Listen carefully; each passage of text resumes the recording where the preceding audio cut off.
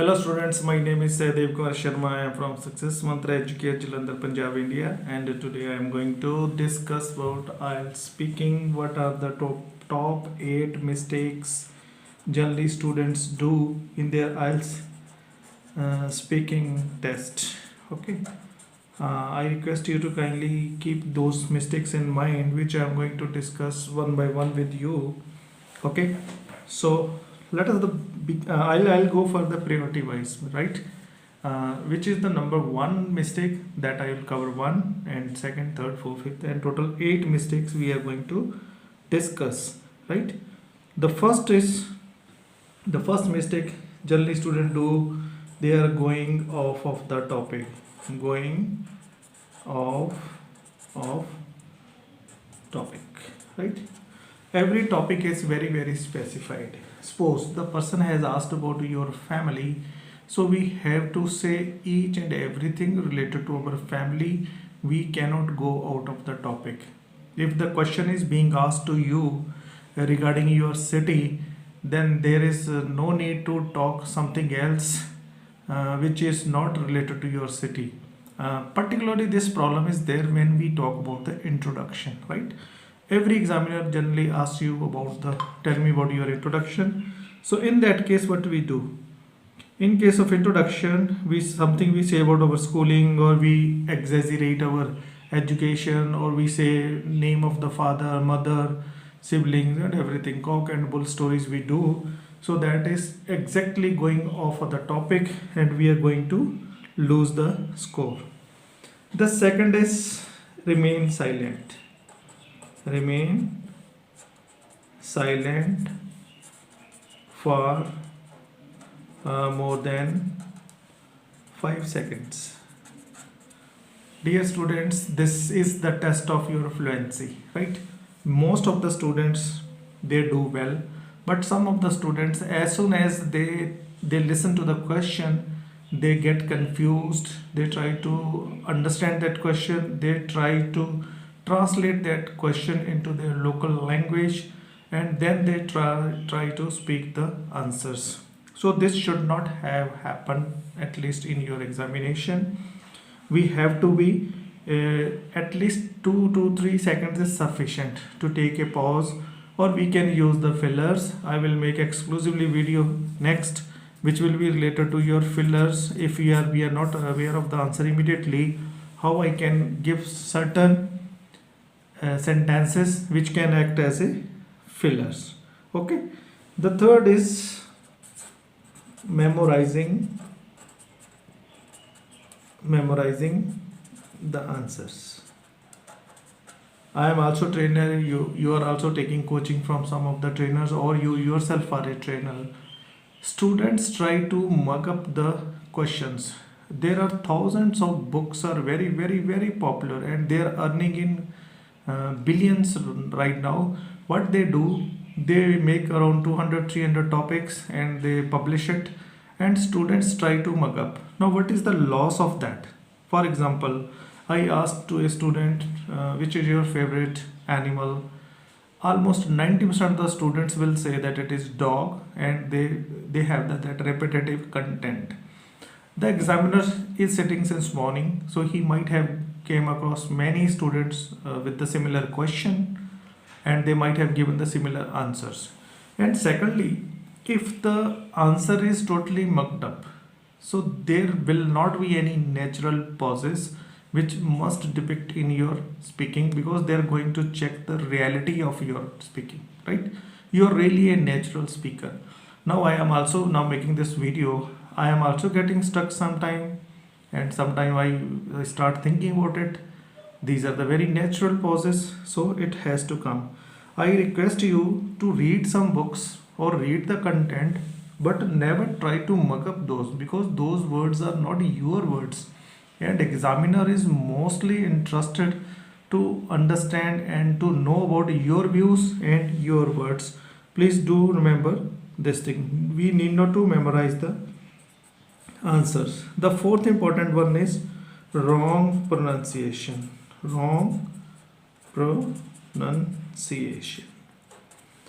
we all know that there are 25% marks in IELTS speaking, which is totally allocated to our pronunciation. We are not a native person, right? We cannot make all the words, we cannot pronounce it as the native speakers they are speaking. For me, basically, I am from Punjab, India. My languages are Punjabi and Hindi, and we are trying to speak English, right? So we can speak little closely to that, right? But the basic pronunciation should be very clear. Though we are not competing with the native speakers, we this is for me, English is the third language. For you, it may be third or fourth language. Yes, but still, there is a style of speaking which we need to mug up, and please remain in your natural accent, right? If we try to over exaggerate that, that is definitely going to impact a lot on our marks, right? So never bother about your pronunciation. Basically they are looking after your content, your grammar, your fluency also, and a little bit of your pronunciation also, and they know it very well. You are not a native speaker, they know your level, and we can speak only up to some extent, but not I cannot speak just like a Britisher, right? Okay, next, repeating some words. What some people say, they keep on repeating some words, particularly yeah, of course, naturally, or they start with the similar fashion. You ask them any question, they start with the similar question, similar answer. Just like suppose if I say which is your favorite fruit, so they say there are many fruits in the world, but I like mango. If I say which is your favorite shirt, I have so many shirts, but I like. This is known as repetition. IELTS generally avoid repetition, right? So what we have to do, we have to make 13, 14, 15 starting fillers. It should be there in our arsenal. It should be there in our pocket. We should be in position to use it at any time, right? Or just do one exercise, just record your own voice and ask yourself 3 to 4 questions, and after that listen to it. What are the things I am discussing right now? 3 more are left. You will come to know that yes, something is going wrong, and please note down your mistakes and try to improve it. There is no factor that we cannot improve. We will be improving. There is no issue in this, right? Till now you are with me in this video, it means that you are liking my video. Kindly subscribe to my channel. I shall be very happy if you give me the comments that how did you find this particular video. It will definitely going to fetch you the good scores. Okay, now coming to the sixth basic issue. The sixth issue is saying yes or no. My dear students, IELTS speaking is, it is not a normal speaking, right? It is just speaking of sharing of ideas with each other. I don't say that it is like an interview. It is not a formal interview. It is something informal conversation, which we generally do with our friends, which we generally do with our relatives also sometime, right? So there is no issue in this. So never say any answers, just yes and no, and keep shut after that. Yes, they say that do you like to live in house or flats? So I say yes, in flats. This is a very straightforward answer.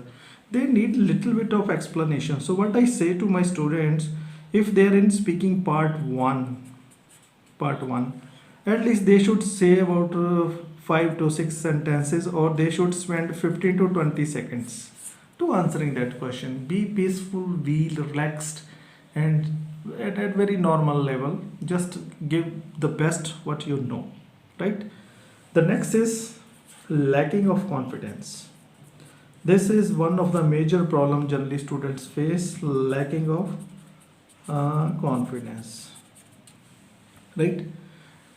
Here we need to take up some personality development classes. We need to watch some motivational videos, or we need to read some very good texts, so that our confidence level comes up. And eye to eye contact is very, very important in this case. If you really want to build up your self-confidence, especially in IELTS speaking, then try to speak with your examiners or try to speak with your co-students eyeball to eyeball, right? The good contact should be there. It will boost up your confidence, and the more you are prepared, the best you are having the level of confidence in your body, right? Last and what most of the important, forgetting the question. This is the biggest problem which I generally face, forgetting the question asked.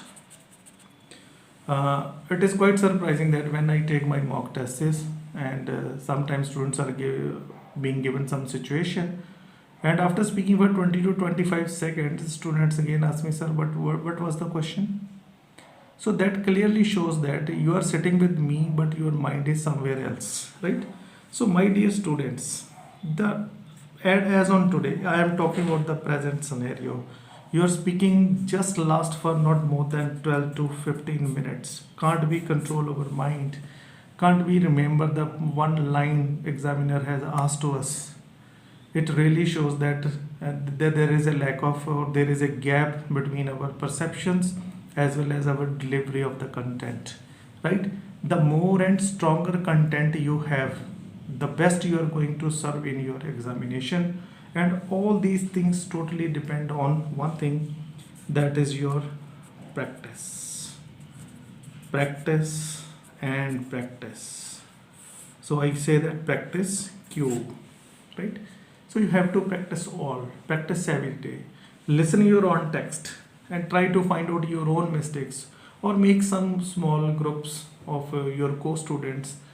Let the one person have a role play of examiner and ask some question to another, and similarly. So this is where we are going to improve, where we will let ourselves know that where we are lacking. If these things are kept in mind, my dear students, there is no chance that you will not get the good scores. Definitely you are going to get the best scores in your IELTS exam. So with this, I will end up this video. If you like this video, kindly do give me remarks and comments, and definitely I'll try to improve myself and improve my students too. I am extremely sure about that. If these things are kept in mind, it is going to have a spectacular change in your speaking band scores, and you will fly abroad one day. God bless you. Take care of you. Bye bye.